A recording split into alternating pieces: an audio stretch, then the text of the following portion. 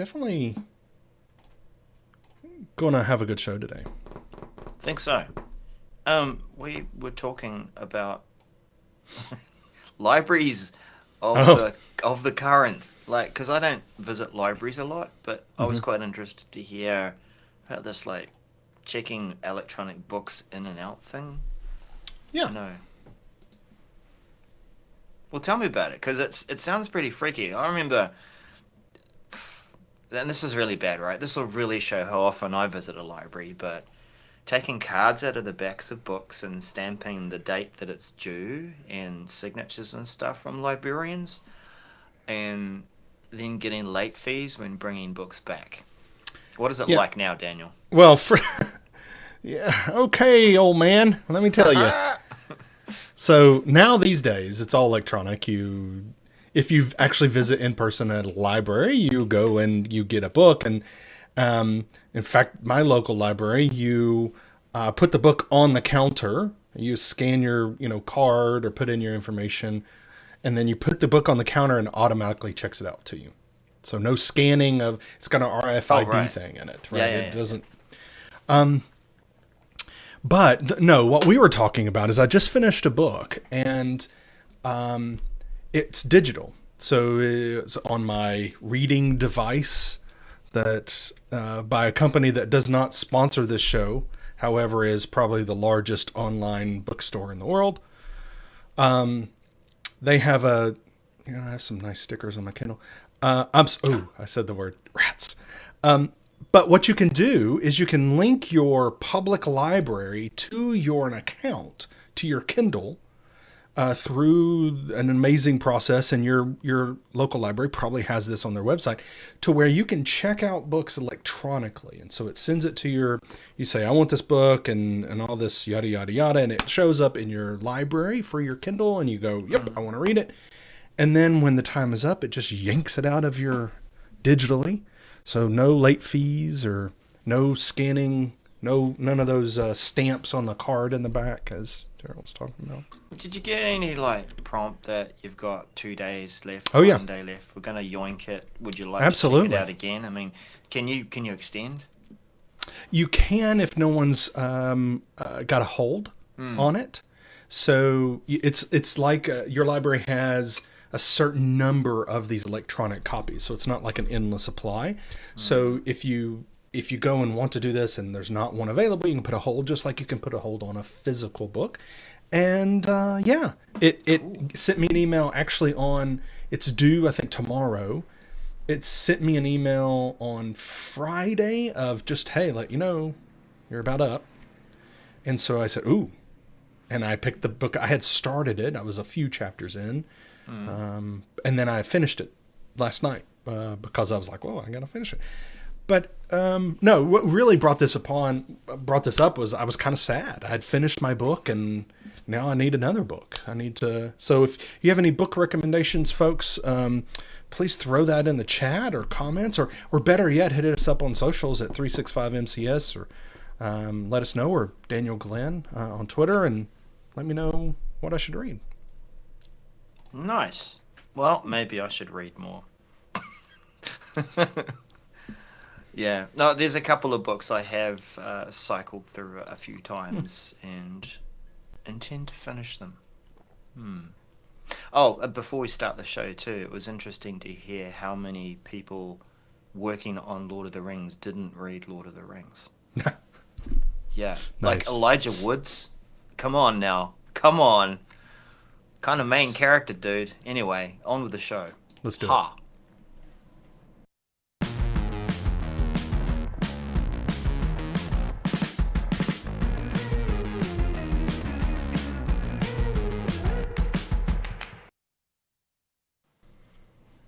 Hello, everyone, to this week's episode of the 365 Message Center Show. I am Daniel, and that over there is Not a librarian. not a librarian. That's Darrell over there. How are you, Darrell? I'm good, and thank you for bringing me up to speed and inspiring me to get into the library again. Good. Yes. Read them books. Read Read them them. books. Yeah. Learn those letters. This is episode 254. Yeah. Hello, everyone. We've got some topics here for this week's episode that's kind of a little bit all over the place, which is nice. It gives us opportunity to talk about other products, talk about new stuff that you may not be aware of. That's happening. So, this is not a we frequently have a episode that might be sponsored by Microsoft Teams, right? Or Feels like that. or Microsoft Viva. Now, we do have some topics in there about those two things, but we have others. So we have some Stream, we have some topics for, I guess, Viva topics, but also Outlook. I mean, we've got some good stuff. Office. Office, yeah. When we get to that, I have to say I'm happy to see that one there because I had some recent questions. Daniel, there's something else we want to share with people. We are getting closer to the time we will be switching over to our new channel and Indeed. live streaming from there. And so we do want to make sure that you are following and subscribing and clicking the bell. Look, okay, seriously, this is when you want to click the bell because you're probably in the habit of coming to this channel regarding 365 and maybe checking out and going, oh yeah, there's a live episode. This is where I usually turn up. I've got my coffee. I've got my refreshments. You would pause there. You're like, where is he going with this? But when you use the notification bell this time around, you're going to be pulled into the correct channel. So, do follow over there. We're building up the following again. We've got about 140, 150. So good to see you over there. Thank you, everyone, for doing so. We're looking forward to building that channel out again. Indeed. Make sure you're also following us on socials, 365MCS on all of the socials.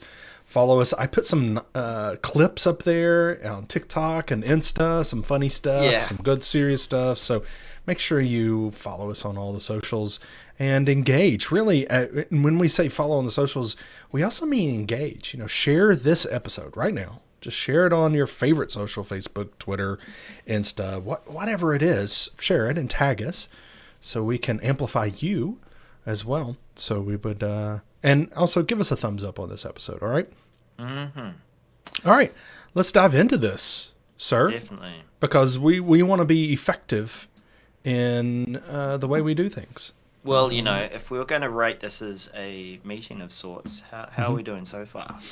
I think we need to get to it. So the first up is meeting effectiveness surveys and plans coming in the Microsoft Viva Insights apps in Teams. This may win our longest... Oh, I don't know. No, we've had longer. And But I it may wonder win if there this is today. a number of characters that are limited. They need to Maybe. have like a little counter, just like Twitter. I know. I think they need a limit of like 50 maybe. Anyway, MC430100.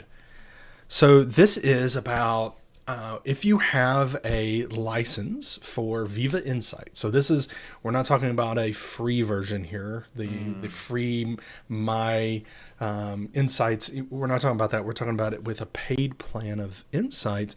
You're going to be able to set up and turn on the ability to send post-meeting surveys to your attendees. So meaning you're in Teams, you're having a meeting, you're done, closes out, then your attendees will get a pop-up. Now, this may be sort of familiar with a lot of people because a lot of people get the pop-up after a meeting, they're leaving a meeting saying, was your meeting clear? And so it gives you a nice star rating, how was the audio for your meeting? So in a similar fashion, it's going to pop up and it's going to ask you to rate this meeting that you were just out of. And so here's the examples of a meeting, the screenshot here in the message, asking about, what made this meeting a success, meaning what was it that was a good thing about this? What would have made it better? What was a bad thing? That's a better way of saying that. What would have made it better? And then how effective was this meeting to achieving business goals? So you can give a star rating there. So this is going to be rolling out by the end of September. So here soon, and for meeting effective surveys. And then the effectiveness plan will begin rolling out mid-October. And then end of October, everything should be rolled out. So the meeting effectiveness plan, and we've talked about this. Yeah, we've talked about plans before, right, Darrell? We've talked about how you can set up a plan, not meeting plans, but setting up a meeting plan, but not in this thing about getting a survey. It was the focus plan? It was a focus plan, that's correct. For your team. That's right. So you could set up a focus plan saying we're going to focus during these times together so we can be more effective as a team. Well, you're going to be able to set up this effective meeting effectiveness plan to be able to say, okay, and we've seen the first setting before, which is, do you want to end events early? And what settings there that you want to have? Do you want to automatically include a Microsoft Teams meeting link, which we've seen that before too, right? When we're creating meetings, we can set that to they're all Teams meetings. But this next one, get feedback from your meeting participants. That's where we're talking about this effectiveness plan. So then you go through setting up the plan as the screenshots show and the steps in this message. So you can have a team plan around this. You don't necessarily have to set up that plan as I see it. You can set up and say, I want these meeting effectiveness surveys be sent out. It's kind of separate. You can have a plan, but we also have those surveys. So, just some tidbits here. Organizers, gaining insights, great. Maybe helping you understand how to make a better meeting, how things will run more effectively. Surveys then are sent out, and it is the results are kind of compiled and say, here's how your meetings are being rated, and it's not just here's how this meeting. It's all your meetings. How are they going? How are you doing as a meeting organizer in running your meetings? And the target here is going to be 10% of qualified meetings will get the survey. So it's not every meeting. It is a sampling of your meetings and a sampling of the people in your meetings. So the meetings must have 5 or more attendees. And then you're getting some surveys. Get some feedback, positive, maybe some constructive feedback on how it's going. What do you think, Darrell? Are you going to use this? Look, I'll turn it on. I think some organizations are going to struggle a little if they're part of a team that they don't have 5 or more people. So that will be interesting because that's what it's sampling. And they're pretty simple questions. You're writing or you're thinking about 4 components of a meeting, about whether it actually contributed to a good meeting. Did it have an agenda? Notice here too, Daniel, there's no room for any free text. It's just click, click, click, we're done. But it occurred to me too, that effect you have sometimes at a conference where a session gets rated and people might rate it low because the quality of the mic was rubbish or the internet was interfering with the demonstration. The air conditioning was too cold. Let's rate that session low because of all of those things that are out of control of the speaker. Yeah. I wonder which one comes first, this rating or the one about the quality of service and whether that affects it. Yeah, you're right. And, with us being remote, there are a lot of things we can't handle. But if I'm on a Teams meeting and things are being weird, audio being weird or video, this is not I think this is not very, it's not a very good place, right, for people to give that feedback because it doesn't have that ability to say, video was bad, right? Because we have these clear categories of what we're trying to rate here, but we do have this nice star rating. If for some reason Teams is acting goofy for everyone and everyone rates it poorly, Well, You're not going to hope achieve your business goals. you're not going to achieve your business goals, right? But hopefully it'll kind of it'll just come out in the wash, as we say around these parts.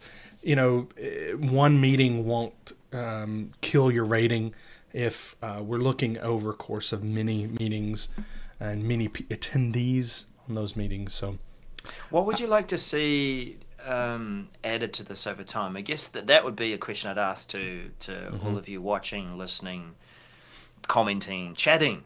yeah, What would make this better? Because it looks like, we don't want it to be too laborious to fill out. You just want to boom, boom, boom, done. But yeah, I think it would be good to have a bit more choice as an organizer. What is it that I want to know about the meeting that could help me sure, improve? And then how can we get these figures together so that we can talk right, about improving the actual skill. That's the goal of this insight, is to yeah. improve the way that you run your meetings, not to just say, well, like Andy said in the chat, no agenda, no attender. Love it. So I think if you have a thought on here, throw it in the chat, or Yeah. if you're catching this recording, throw it in the comments, or take a screenshot of this video, or share the audio podcast link out on socials, and throw some suggestions in there. We'd love to see them, and maybe we can pass those on to the team to incorporate. So love it. All right. So next up, I think we talked about rating meetings and effectiveness. Let's talk about the quality, Yeah. quality Well, score of does this sorts. feel like the episode sponsored by Quality Assurance? Yeah. So this is for those organizations that are using Viva Topics quality score columns in managed topics. This is MC 431204. Now, first of all, maybe you're not too hot on topics at all. Like you think, why would I pay that extra money to get that service? Well, I would say I support this. I think that it's worth the little extra dollars to save the many hours I might spend searching for stuff. But if those topics are not refined, managed, then you're not going to get good information. Look, let's just as a reset. When you turn this service on initially, the machine learning, the AI is going to go out and find a number of different things that people talk about, topics that you care about within your organization. It's just judging it based on the content and the conversations that you have. And it makes a number of different landing pages for each of these topical terms. But that's where it's going to stop, right? It's going to find people who talk about it and suggest them as experts. It's going to find definitions, and if it can't find one, it'll drag one in from Wikipedia. So it's in your best interest to refine these pages, to train your organization and say, hey, if you get suggested as a subject matter expert, it's not like a requirement, but we'd really love your help. Here's how you can help refine this topic because you're an expert. And knowledge managers, that next level up of people working on this system, are now going to get a couple of new columns in the pages, one called topic score and one called org score. And when I was first reading this message, Daniel, I was like, what does this even mean? Like, you've got an org score, and this particular topic gets 73 on the score for the org, but the topic is 63. So, first of all, the org score for the topic is what potentially everyone could see if they had access to all the information. This is before it is security trimmed. And that's important to know because it reflects anyone who might view the content around this topic. But you as a knowledge manager or a subject matter expert contributing to this may only have access to 2/3 of that information. So the score may be a little lower. But this message isn't great. It doesn't really tell you a lot about the meaning of that and what does it mean when the numbers are high or low or they're both the same or whatever. And I was thinking about this before the show, Daniel, that let's just say that the topic scores are both low. and you have been suggested as a subject matter expert. Well, it makes sense then for you to contribute to try and raise that score, and do the best that you can with the access to the knowledge you have to contribute it to that topic. So that would be really a way of using these scores to determine where you put your time and where you should improve on that topic. So I think, yes, this does need a little more help, a little more explanation. We would like to see something down here like more information and piping off to a docs.microsoft.com page. But yeah, that's interesting to see. And if you do have topics in your organization and you might share with us also, what this experience is like. We've turned it on recently. We will see how this plays out. Indeed. Well, moving on to our next message. It's a major update, my friend. Look out, people. Look out. Major update. Major update to Stream mobile app. MC432474. We've talked about Stream a lot this year. There's been a lot going on with the application, the back end, just a lot going on. Well, here's another thing, is an update to the Stream mobile app for iOS and Android. They're going to rebuild the thing to stream on SharePoint. So you'll be able to get that, kind of modern experience from Stream. Now, this will be rolling out early October and completed by mid-November. Now, how is this rolling out, Daniel? That's a very good question. They're going to just update the app in the App Store. So if you already have it loaded and you just update the app, whether automatically or manually go in and update the app, then you'll get the new one when it is rolled out. There will be a forced update by early 2023. So if you're one of those that doesn't update your apps ever, then you'll be forced to update it, which basically means they will remove, here's how the app stores work. They remove the old version completely out of the app store. And so basically your device will say, hey, you have to update this or delete it. So they'll force you to do that. Now, Daniel. Yes, Daniel. Audience. Or Darrell. Yes, Darrell. What is this? Well, I've already told you, because that's the extent of the update here, is that they're modernizing the experience in the app, but they're actually, there's some things that are not going to be included for the time being. Removing things? You won't be able to create videos using the new app. You won't, meaning create a video and have it save somewhere that would be consumed by the Stream service. You won't be able to upload videos via your mobile using this app. You won't be able to download videos using this app either. So you're going to be able to have a better viewing experience. However, I noticed the questioning in your intonation there of your voice. Yeah. A better viewing there's another thing I want to mention here. A better viewing experience, ? Because frankly, we don't have any screenshots. We don't have any more information. We don't have any way of knowing what this is going to look like. So just know it's going to happen. But if you have processes, if you have users who are actually now using the Stream app to do videos, maybe it's in your, maybe you have a plant or manufacturing, or maybe you're doing service calls and you take videos and upload those videos. Well, you're going to have to take action. And the action you should take right now is making sure people don't update those apps, or you're going to have to change your procedures. Maybe it's instead of uploading via Stream, you're going to have people upload to OneDrive or to SharePoint or Teams, right? Directly from their app, and then move things around if need be. So until they add that back, you're going to have to change process. So this is actually, when they say it's a major update, I think it is, because they're removing, we're not going to have those features. If you rely on something like that, then definitely make sure that you take action here, Darrell. that's all I got to say about that, because that's all we got. That's all the information we have. It would be nice if we had some screenshots of this lovely app. Oh, I filled out the thumbs down feedback thing. They're I welcome gave to them- contact us. Yeah. Yeah. So here's something I would like to see screenshots of, which is Yeah. an update in Office.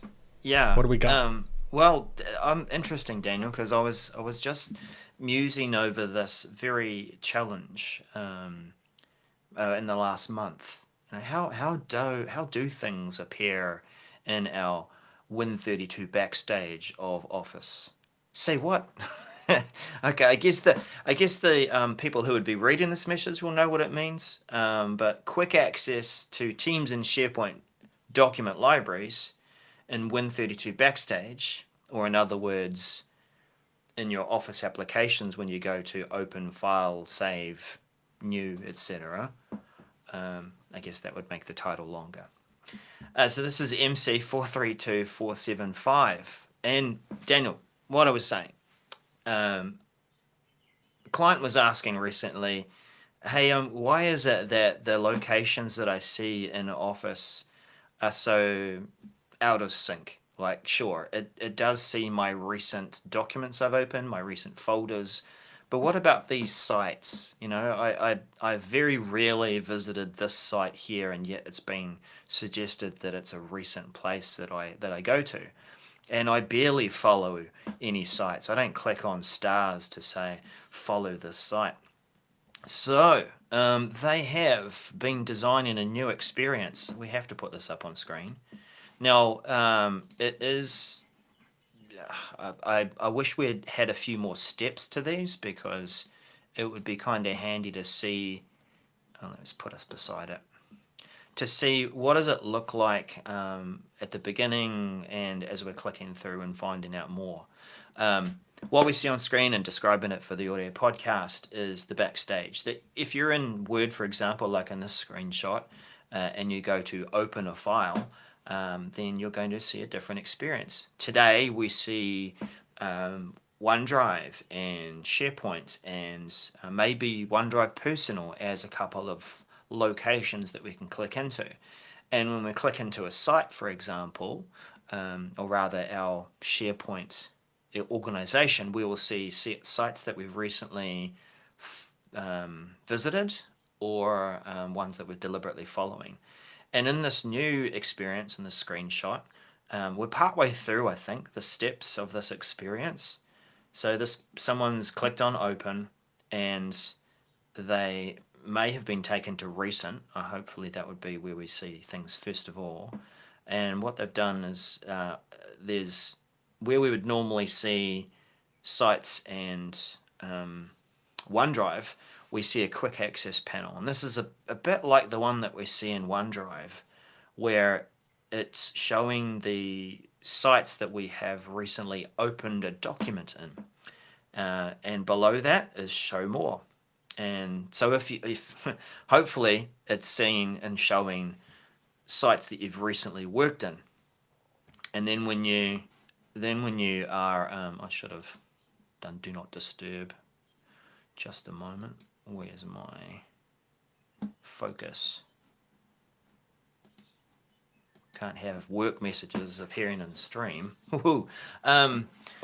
So yeah, but what happens if you click show more is it just sort of spill out the next lot and the next lot and the next lot. And then over in the body of this screenshot is a list of recent sites. Again, no show more.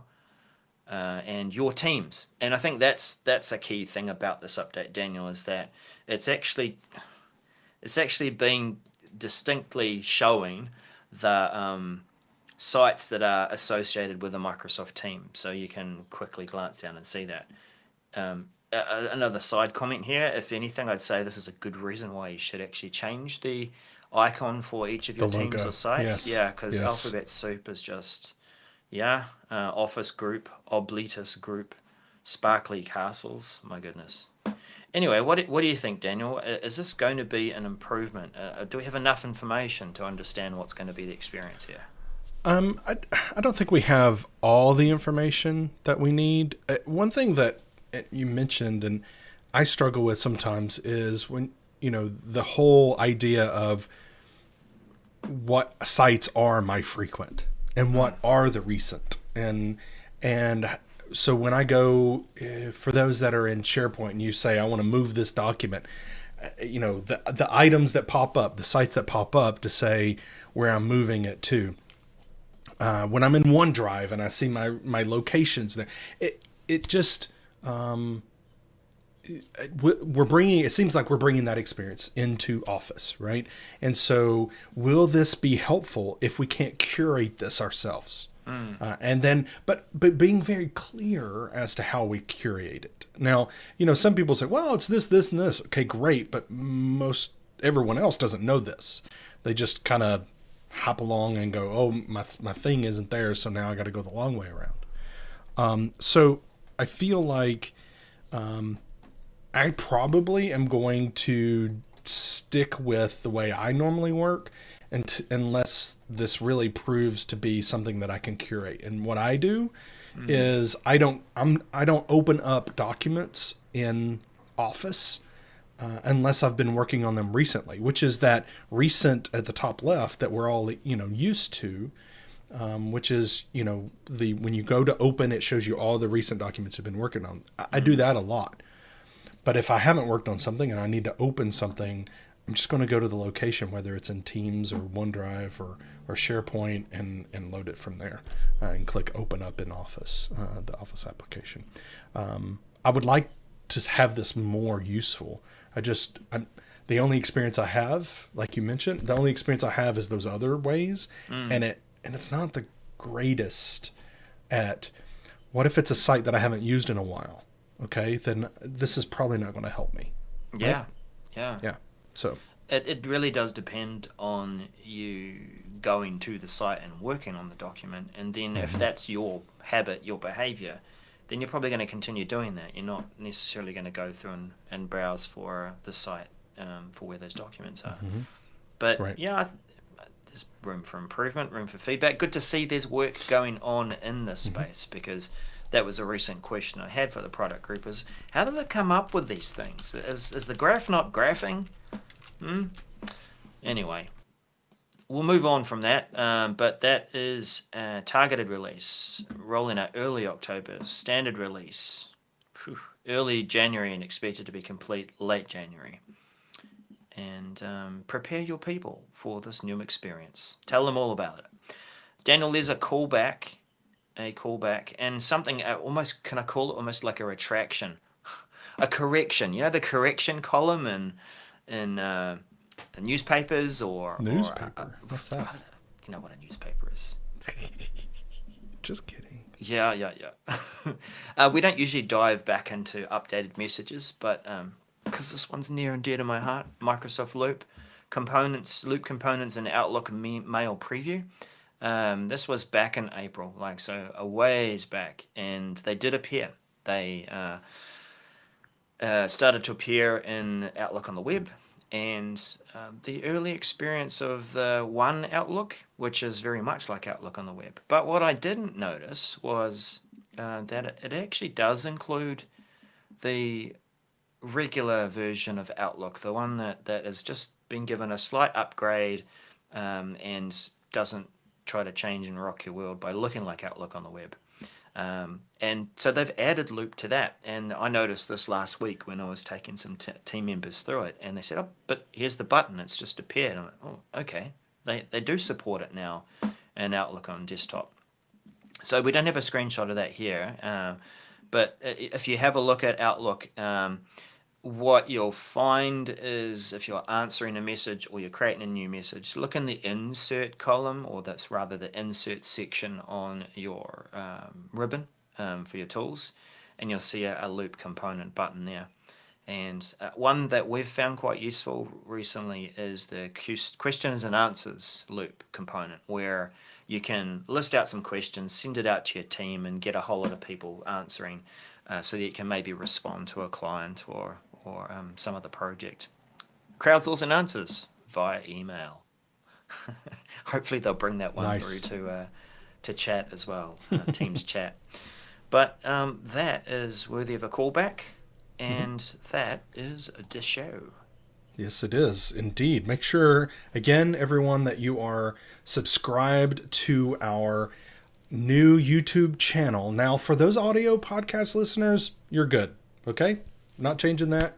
Wherever you want to receive our audio podcast, it's there. It's going to stay there. So can I say the phrase? Wherever you'll get your podcasts. Wherever, because we're on all of them. So make sure you could just stay there, right? And share that out to your friends. But for those that watch the video, make sure you subscribe to our new channel, which is at youtube.com/365MCS.